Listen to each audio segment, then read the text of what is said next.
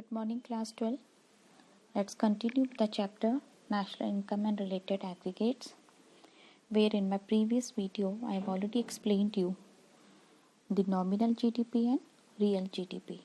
So today we are going to learn how to convert nominal GDP into real GDP. So let's start. Well, children, nominal GDP or GDP at current price can be converted into a real GDP or GDP at constant price by using price index. Now already you know that GDP at constant price is real GDP of a country which has been estimated at a base year price. So what we do, we assume the price index of base year to be 100. Okay. So if price level during the year of estimation, let's say, shoots up to 200, then it means that the price index during the current year has doubled in comparison to price index during the base year. So students, if GDP at current price is divided by price index of the current year and multiplied by the price index of base year, then we are able to get GDP at constant price or real GDP. So if you have to obtain GDP at constant price or real GDP, then the formula is real GDP equals to GDP at current price upon price index into 100.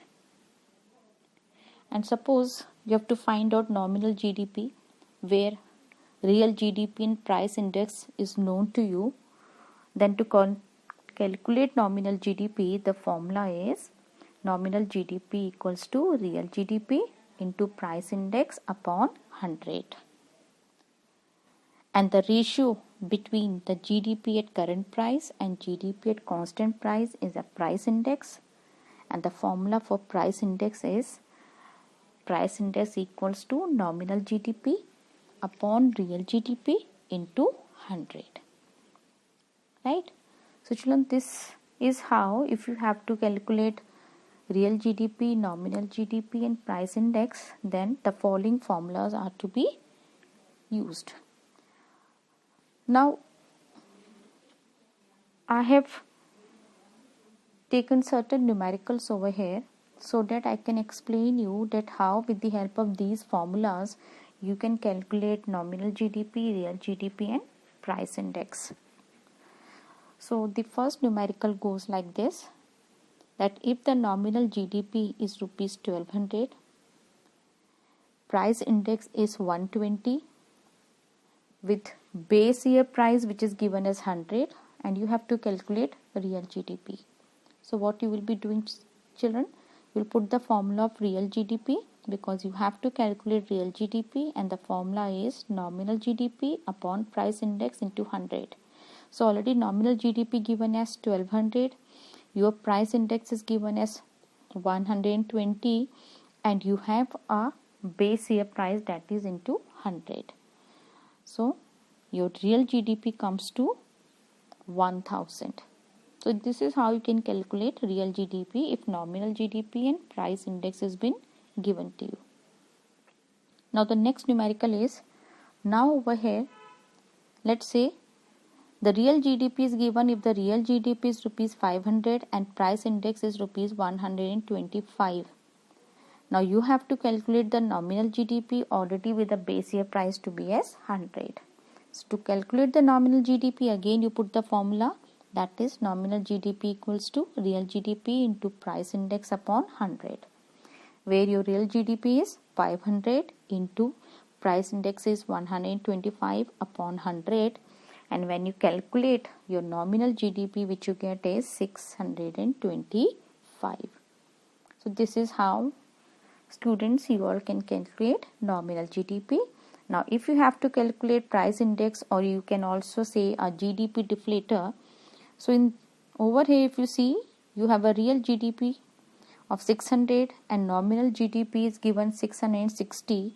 you have to find out price index, and the formula for price index is price index equals to nominal GDP upon real GDP into 100, where your nominal GDP is 660, your real GDP is 600 into 100, and when you calculate it, you get a price index to be as 110. So students, this is how you can calculate real GDP, nominal GDP and price index. Now the next thing is the relationship between GDP and welfare. GDP, you all are familiar now. Welfare, when we talk about the welfare, means when you are doing betterment for the people of the country, and how GDP has a relationship with the welfare. Well children, real GDP is considered as an index of welfare of the people. Do you know that welfare of the people is measured in terms of availability of goods and services per person? So children, increase in real GDP actually means increase in the level of output in the economy.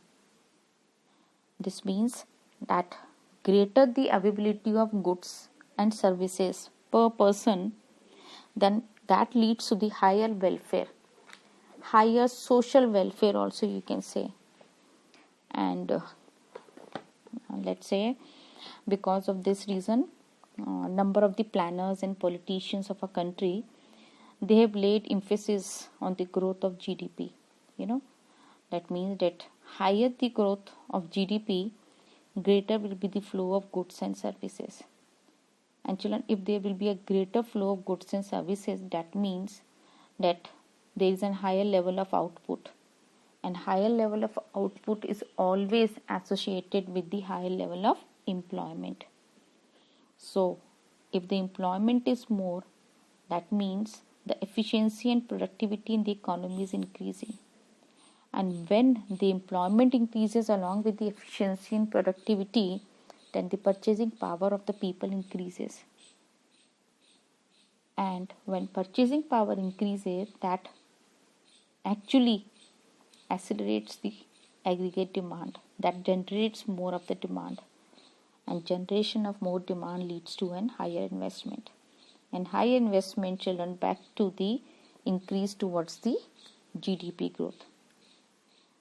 So that means that GDP and welfare has a very strong relationship. There is a very strong relationship between GDP growth and increase in the level of the welfare of the people. But do you know that this relationship of GDP and welfare have certain limitations also? So let's say a limitation which are related to the positive relationship between GDP and welfare. And if we talk about this, let's say these limitations, the very first one is distribution of income.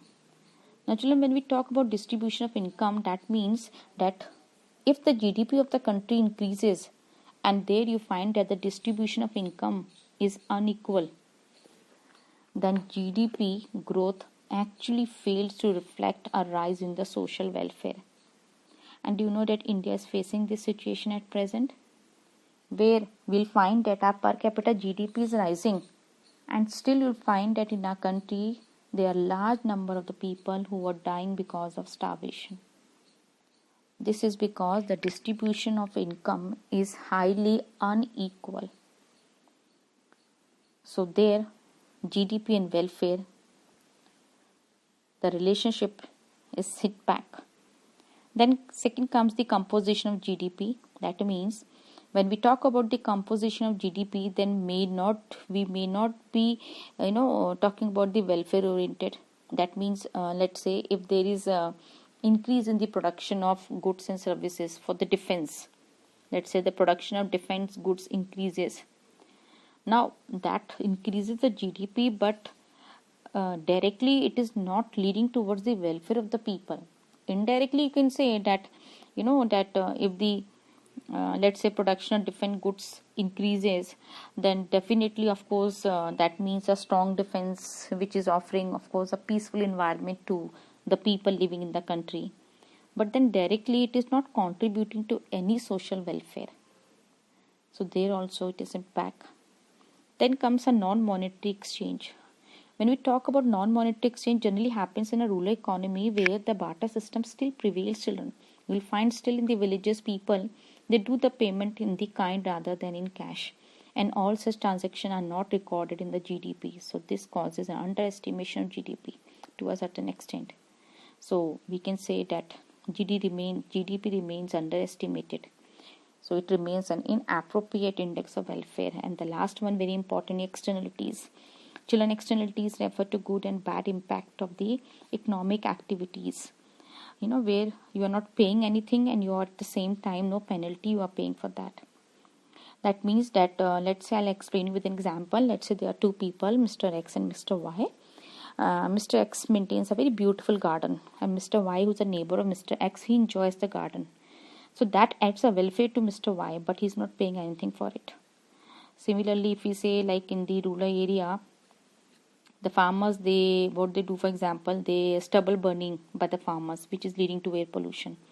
Now when it causes air pollution, that means a social loss, loss social welfare. But most of the farmers are not paying any penalty for burning, for causing any of the pollution.